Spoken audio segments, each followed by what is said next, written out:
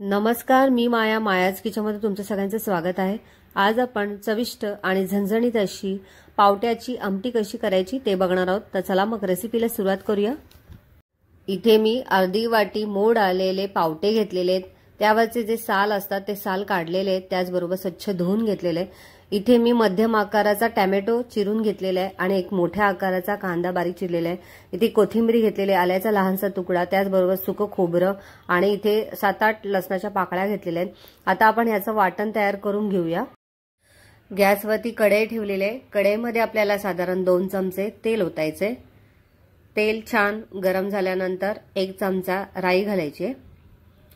आता राई छान तडतडलेली आहे. या स्टेजला आपण यामध्ये पाव चमचा हिंग घालायचे आणि यामध्ये आता आपण बारीक चिरून घेतलेला कांदा घालायचा आणि आता हा कांदा आपल्याला साधारण 1 ते 2 मिनिटभर छान असा मध्यम आचेवरती परतून घ्यायचा. अगदी थोडासा लालसर होईपर्यंत आपण हे परतून घेऊया.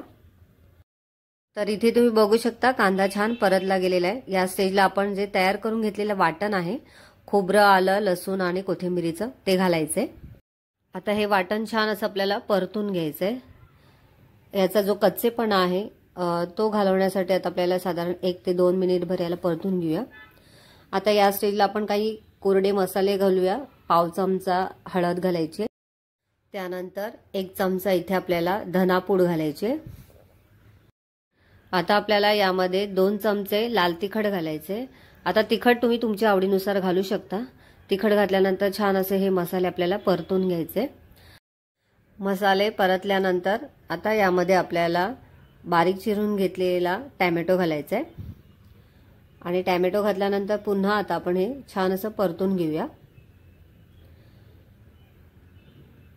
आता आपला मसाला जो आहे तो कोरडा व्हायला लागलेला आहे आणि खाली तो चिकटू शकतो किंवा मसाला करपू शकतो. यासाठी आता आपल्याला यामध्ये थोडासा पाण्याचा वापर करायचा आहे. तर इथे मी गरम केलेला पाण्याचा वापर करत आहे. आता आपण पाणी घातल्यानंतर आता आपण छान असं याला साधारण 3 ते 4 मिनिटभर परतून घ्यायचे, जेणेकरून आपले जे मसाले आहेत ते सर्व एकजीव होतील आणि छान असं याला तवंग सुटेल. तर इथे तुम्ही बघू शकता साधारण 3 ते 4 मिनिटभर छान मी परतून घेतल्यानंतर आपले जे वाटण होतं त्या वाटणाला छान असं तेल सुटलेलं आहे.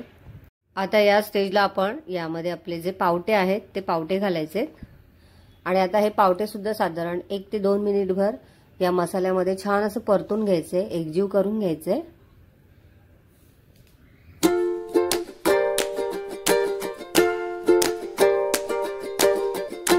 आता आपले पावटे छान परतले गेलेले. या स्टेजला आपण यामध्ये चवीनुसार मीठ घालायचे.